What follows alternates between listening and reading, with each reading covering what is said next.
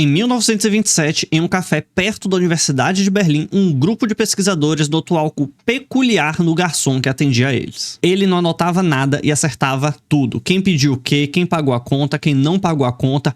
Ainda que a mesa estivesse cheia de gente conversando, ele não anotava nada e não errava um pedido sequer. Até que um dos psicólogos, após já terem fechado a conta e terem ido embora, voltou para pegar um item que tinha esquecido lá. E ao falar com o garçom, ele simplesmente disse que não fazia a menor ideia de quem era aquela pessoa. Como se após a conta ter sido fechada, ele simplesmente deletou toda a memória que ele tinha em relação às pessoas daquela mesa. Uma das pessoas daquela mesa era uma psicóloga lituana de 20 e poucos anos chamada Bluma Zeigarnik. Ela pegou aquela cena, levou para um laboratório e transformou numa das pesquisas da psicologia mais conhecidas da história. E 100 anos depois, essa história do garçom explica exatamente o porquê que você não consegue focar nas tarefas que queria focar, mas não do jeito que todo mundo pensa. Se você ficar comigo até o final, vai sair daqui com 3 coisas. Primeiro, vai entender porque existe aquele cansaço mental em um dia que, olhando de fora, você não fez praticamente nada. Segundo, você vai parar de achar que o seu problema é falta de disciplina. E terceiro, vai sair daqui com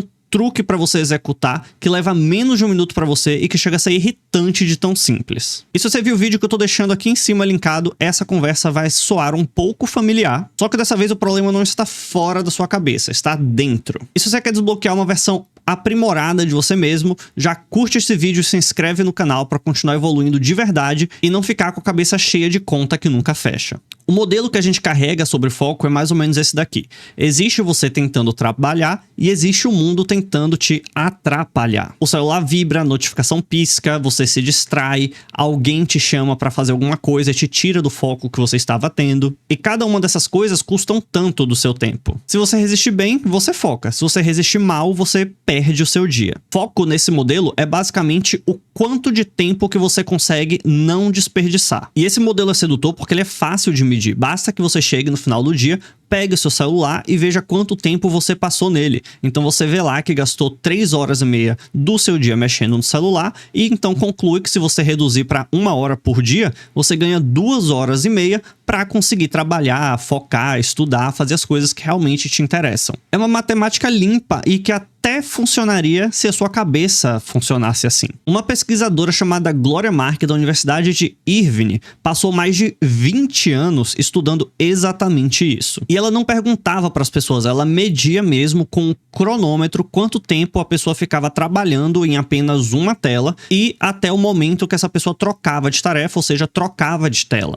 Em 2003, quando ela começou, a média era de 2 minutos e meio. Em 2012, essa média caiu para 75 segundos e nos últimos 6 ou 5 anos caiu para 47 segundos. E a mediana daqui é 40, o que significa que na maioria das pessoas que ela acompanhou, a média que a pessoa passava numa determinada tarefa, numa única tela, era de 40 segundos ou menos. E aqui entra um número que você provavelmente já ouviu, porque está em diversos vídeos sobre produtividade, sobre desenvolvimento pessoal, de que leva aproximadamente 23 minutos para você conseguir retomar uma tarefa depois que você se distrai. Você já ouviu falar isso em algum lugar, tenho certeza, e talvez tenha até comentado com alguém. Só que esse número está equivocado em partes, porque o que a Glória mediu de verdade era uma outra coisa. Uma pessoa fica em média 10 minutos e meio num projeto, depois ela parte para um outro projeto, depois ela parte para um terceiro projeto, para só então voltar para o projeto inicial. O trajeto inteiro de se executar essas 3 tarefas leva 25 minutos e repara no que isso quer dizer. Não é seu cérebro se recuperando de uma distração durante 25 minutos. É você, neste meio tempo, executando outras 2 tarefas, o que seria uma coreografia normal de um dia de trabalho. Você começa uma tarefa, passa uns 10 minutos, vai para outra, passa uns 10 minutos, vai para outra, e só então você volta para a tarefa que você estava fazendo inicialmente. E veja bem o que isso faz no modelo do tempo desperdiçado. Porque se o problema fosse o tempo desperdiçado devido às distrações, a solução seria muito óbvia, bastasse que você cortasse a distração e assim você ganharia mais tempo. Só que Gloria Mark, ao longo desses 20 anos de estudo, encontrou outro dado muito interessante, que as vezes em que você é interrompido por alguém é a mesma quantidade que você mesmo se interrompe. Em outras palavras, metade das vezes em que você é interrompido, que você perde o foco, não foi porque teve algum evento externo. É você mesmo que simplesmente se distraiu. Então o problema não é só o mundo te tirando do foco, te tirando da atenção. É alguma coisa dentro da sua cabeça que faz isso de forma natural, de forma que você se distraia das tarefas que você está executando. Para entender o que é, eu preciso te apresentar Sophie Leroy. E antes de ser pesquisadora, ela era consultora de uma empresa. E isso aqui importa muito pra gente, porque ela não tirou uma teoria da cabeça. Ela pegou algo que incomodava ela no seu ambiente de trabalho quando era consultora e só então levou para o laboratório para entender melhor a questão. O grupo dela vivia entrando em reuniões virtuais e em determinado momento ela percebia que todo mundo havia se desconectado da reunião. Ninguém estava mexendo no celular, ninguém recebeu notificação, todos estavam com seus fones de ouvidos, aparentemente prestando atenção na reunião, mas no fundo cada uma estava dentro de sua própria cabeça, preocupada com outras questões ao invés de focar realmente na reunião. Inclusive, tenho certeza que isso já aconteceu com você. Então ela virou pesquisadora e foi atrás de uma resposta para saber por que isso ocorria. E o que ela propôs no artigo de 2009 é que quando você sai de uma tarefa A e vai para a tarefa B, a sua atenção não vai toda para a tarefa B. Parte de sua atenção continua na tarefa A e ela chamou isso de resíduo de atenção. E o detalhe que faz esse conceito ser tão forte e não apenas bonito é no seguinte casos: quando a tarefa A fica inacabada, quando alguém tira do seu foco de concentração, ou então quando você sabe que depois vai ter que correr para conseguir finalizar essa tarefa. Nesses casos, a tarefa não se desprende da sua cabeça por completo. Ela se mantém ativa no cérebro, mesmo enquanto a tarefa que você está fazendo em seguida seja tão importante quanto ou até mais importante do que a tarefa que você estava realizando anteriormente. E o resultado é que você chega na tarefa B com menos recurso cognitivo disponível. Aqui você pode estar pensando que isso é óbvio, e você está certo, realmente é óbvio. Se eu estou focado, preocupado com alguma outra tarefa, quando eu vou passar por uma segunda tarefa, é lógico que a minha mente não vai desfocar dela. Mas o que torna tão interessante é justamente a solução para esse problema. O que não é óbvio e bastante interessante é a resolução deste problema. Porque em 2018, Leroy publicou em conjunto com Teresa Glomb, da Universidade de Minnesota, um conjunto de 4 estudos que foi atrás exatamente disso. O primeiro foi um estudo de campo realizado com 202 pessoas, em que foram perguntadas o que acontecia com elas quando elas eram interrompidas no trabalho. O segundo foi um laboratório. Elas mandavam a pessoa fazer uma tarefa, no meio interrompiam e entregava outra tarefa e novamente interrompia para que elas fizessem um questionário, fizessem algumas associações para saber se a tarefa inicial ainda estava ativa da mente dela. E a conclusão era de que sim, estava, e o rendimento da segunda tarefa caía justamente por conta disso. E aí vieram o terceiro e quarto estudos com 66 e 44 alunos, respectivamente. As pessoas eram postas para analisar currículos como se estivessem contratando alguém de verdade. Além disso, antes elas já haviam sido interrompidas de uma tarefa. Metade delas foi orientada a simplesmente trocar de tarefa, como acontece diversas vezes com você ao longo do seu dia, e a outra metade, quando interrompida, foi orientada a anotar num papel onde ela estava e o que deveria fazer no momento em que retornasse para realizar aquela tarefa. E é só isso mesmo, uma linha, e leva menos de 30 segundos para você escrever. E quem escreveu essa linha teve menos ruído de atenção na tarefa nova, lembrava de mais informação dos currículos que haviam acabado de analisar e conseguia tomar decisões mais complexas. A pessoa não ganhou mais tempo, ela não ficou mais disciplinada, ela não cortou informações externas, ela simplesmente escreveu no papel uma frase antes de trocar a tarefa. Para nisso aqui por um segundo, porque é aqui que o problema muda de lugar. Porque você provavelmente entende o foco como uma questão de bloquear coisas externas. Eu também pensei assim durante muito tempo. Se você blindar bem o seu tempo, se você eliminar o celular, eliminar as distrações, você foca. E o que esse estudo sugere é que bloquear distrações resolve apenas metade do problema, que é o problema externo. Mas não faz nada com a outra metade, que é o que já está dentro da sua mente. E o motivo de você conseguir focar mais ou escrever onde você estava nas tarefas é o que mais me surpreende de tudo isso. Tem um estudo de 2011 do E.J. Massicamp e do Roy Baumeister que foram exatamente atrás do porquê. Eles pediam para as pessoas pensarem em tarefas muito importantes que elas tinham que fazer e em seguida solicitava que elas lessem um livro de romance e logo em seguida perguntava coisas a respeito da história. Quem tinha acabado de pensar nas pendências acertou 6,13 de 8 perguntas realizadas sobre a história. o grupo de controle acertou 6,93 e a divagação durante a leitura, aquele momento que você tá lendo algo e os olhos estão passando ali, mas você tá pensando em outra coisa, aconteceu com 65% dos participantes. Aí eles pegaram o terceiro grupo, solicitou novamente que eles pensassem nas pendências, mas antes de começar a ler, que eles escrevessem no papel um plano para resolver aquelas pendências. O como, quando e onde fariam isso. Esse grupo acertou 6,94 das 8 questões, praticamente idêntico às pessoas que não tinham pendência nenhuma. E a divagação caiu de 65% para 33%.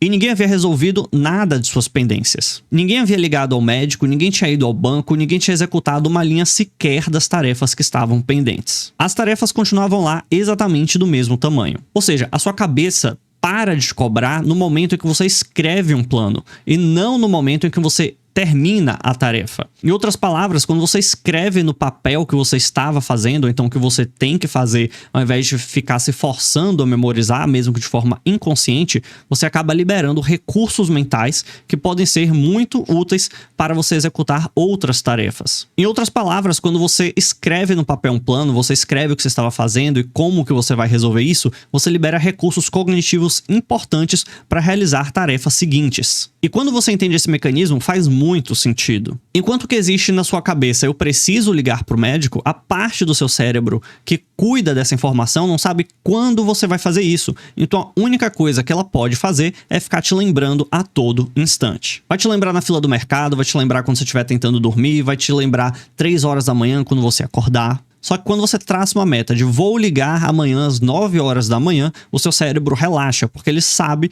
que ele já tem um momento para fazer isso. Não porque o problema acabou, mas porque essa parte do seu cérebro não precisa mais ficar acordada o tempo todo te lembrando da tarefa. E tem duas coisas deste estudo que eu preciso te falar, porque elas mudam um pouco como o truque é aplicado na prática. A primeira é que o plano tem que ser específico. Num dos experimentos, as pessoas foram orientadas a apenas pensar em possibilidades de como resolver um problema, sem definir um plano concreto.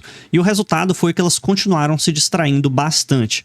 Em outras palavras, não adianta você apenas pensar em como resolver algo, você precisa realmente definir como resolver esse algo, que aí sim, seus recursos cognitivos vão ser liberados. E a segunda, que é a que mais pegou, é que fazer este plano não deixou ninguém menos ansioso. Eles mediram isso e quem escreveu um plano ficou tão ansioso quanto quem não havia escrito um plano. Anotar no papel apenas libera o recurso cognitivo, mas a sensação que você tem continua sendo a mesma. Mas que convenhamos, já é 1000 vezes melhor do que você ficar o tempo todo sendo lembrado pelo seu cérebro de uma tarefa que você não tem como realizar naquele momento. Agora, na prática, o que você faz com isso? A primeira coisa é saber qual é o gatilho. Toda vez que você for sair de uma tarefa para outra, seja porque você precisa resolver ela, seja porque alguém te chamou, ou porque você resolveu tirar um intervalo de 5 minutos, que a gente sabe que no final vai virar 40 minutos, este é o momento de você escrever em que momento você estava da tarefa e como que você vai resolver quando você voltar. E o que você tem que escrever é uma frase feia e simples, nada de muito elaborado. É algo como: parei no terceiro slide, falta montar o gráfico, próximo passo é encontrar os dados do trimestre. Onde você parou, o que falta e o que vem em seguida. Leva menos de 20 segundos, você fecha e pode fazer outra coisa, e é o que eu venho fazendo com o caderninho que eu deixo do lado do meu computador. Agora eu preciso te dizer o que esperar disso, porque se você esperar coisa errada, talvez você sinta que a técnica não funcionou. Você provavelmente está esperando que na hora de você voltar para a tarefa que estava executando, faça isso de uma forma mais rápida.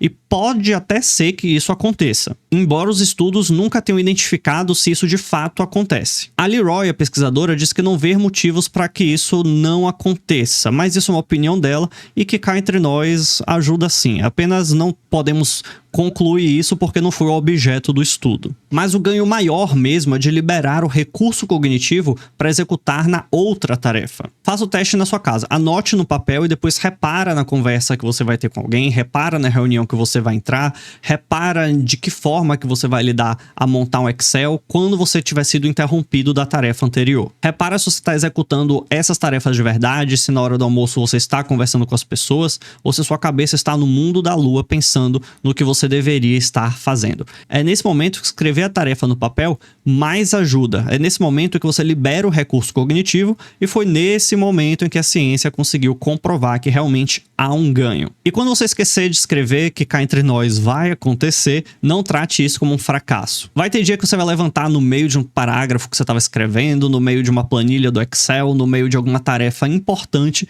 e vai esquecer de anotar. O que muda não é que você virou uma pessoa organizada, é que quando você entende que você está com a cabeça cheia de coisas, quando você começar a transferir no papel as coisas, de como fazer, quando fazer e onde fazer, você vai liberar a carga mental, esse recurso cognitivo que está pensando em 1001 coisas e vai conseguir focar em apenas uma. E isso custa apenas 20 segundos. E tem uma coisa nessa história que vai além de foco e produtividade. Lembra da história da Bluma Zeigarnik e do garçom? Em julho de 2025, dois pesquisadores da Universidade de Berna analisaram 59 estudos que avaliaram os efeitos que levavam o nome da Bluma e se ainda eles repercutia nos dias de hoje. A parte da memória, a ideia de que você lembra mais de uma tarefa inacabada, não se sustentou. As tarefas interrompidas são 49% das coisas que a gente lembra, ou seja, metade. O que eles propõem é que em 1927 as pessoas conseguiam realmente se comprometer com uma tarefa. As pessoas conseguiam realmente realizar as coisas com foco absoluto.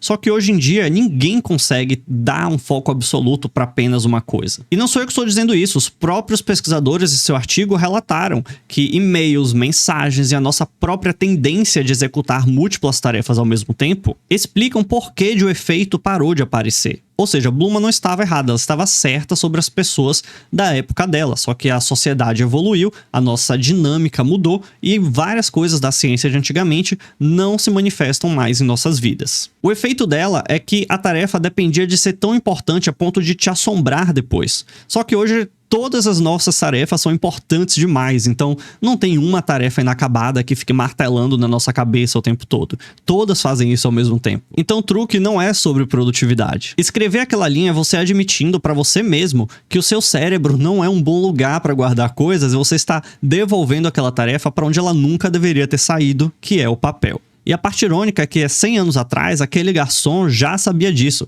Ele anotava tudo no papel e assim que fechava a conta, ele não se lembrava de mais nada. Só que a gente não tem nenhuma conta para fechar, então a gente nunca tem nada para se esquecer e por conta disso, a gente nunca consegue prestar atenção em nada. Me conta aqui nos comentários qual que é a tarefa que está aberta agora na sua cabeça enquanto você está vendo este vídeo. Aquela que você não está fazendo, mas que também não sai de sua cabeça. Eu tenho muita curiosidade de saber e até desconfio de que só você escrever aqui nos comentários, uma boa parte do seu recurso cognitivo vai ser liberado. Espero que esse vídeo tenha sido útil para você e te vejo no próximo vídeo.